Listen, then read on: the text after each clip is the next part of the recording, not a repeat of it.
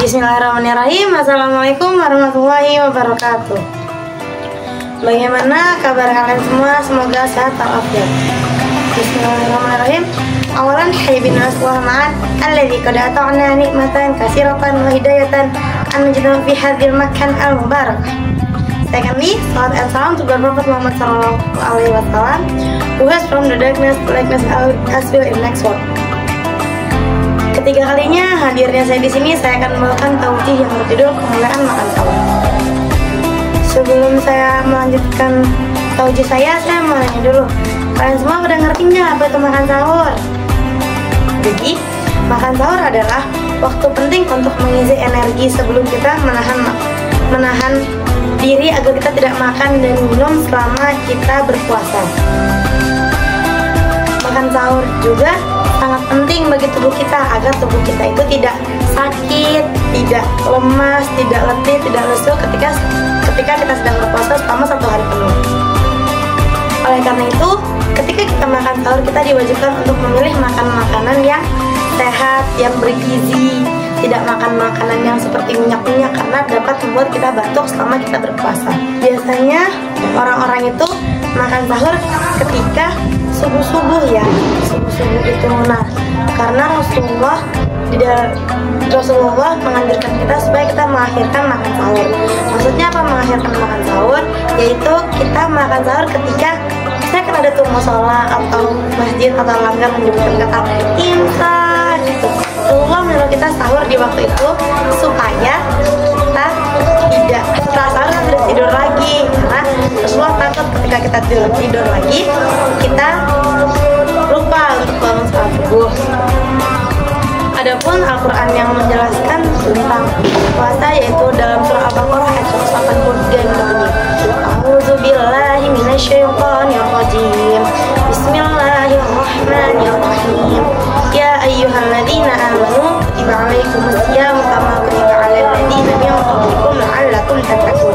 Yang artinya, wahai orang-orang yang beriman, diwajibkan atas kamu berpuasa sebagaimana orang-orang sebelum kamu agar kamu bertakwa. Hukumnya makan sahur itu adalah sunnah, karena Rasulullah itu biasanya makan sahur dengan 3 biji kurma saja. Jadi 3 biji kurma itu udah cukup untuk memenuhi kebutuhan di dalam tubuh kita selama 1 hari full selama kita berpuasa. Adapun beberapa kemuliaan makan sahur itu dibagi menjadi 2, yaitu kemuliaan makan sahur berdasarkan sisi agama dan kemuliaan makan sahur berdasarkan sisi kesehatan. Pertama itu kemuliaan makan sahur berdasarkan sisi agama. 1, merupakan perintah dari Rasulullah SAW. Karena apa? Ya seperti yang saya sebutkan di awal tadi, karena Rasulullah takut ketika kita berpuasa dan kita hanya sahur dengan 1 teguk air putih, itu takutnya kita lesu, letih, capek, kayak kita nggak semangat.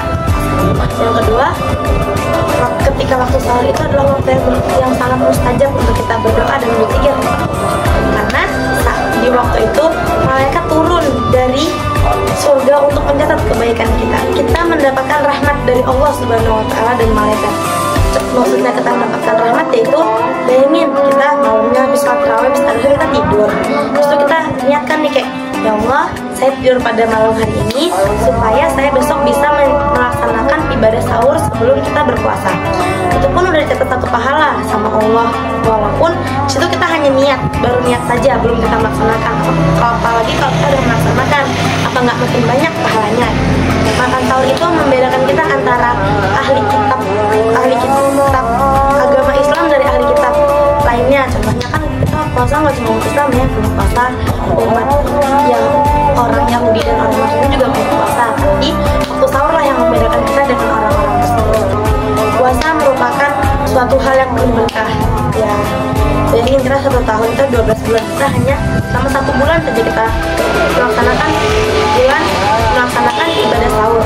Biasanya ada nih orang-orang yang kayak andai saja 1 tahun itu selama 1 tahun itu kita puasa terus.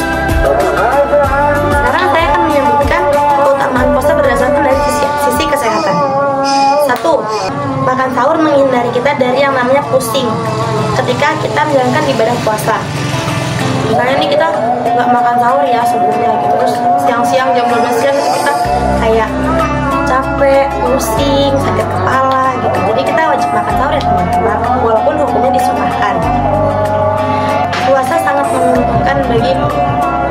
bagi penderita gangguan pencernaan akibat asam lambung. Jadi kan kita asam lambung tuh kadang kayak asam lambungnya naik karena akibat kita telat makan. Jadi puasa ini enggak, puasa ini karena kita setelah puasa itu kita mencari kesehatan, itu kita mencari kesehatan.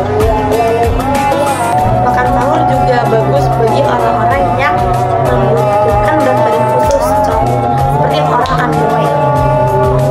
Makan sahur juga menghindari dari yang namanya rendahnya kadar gula darah kita dalam tubuh kita.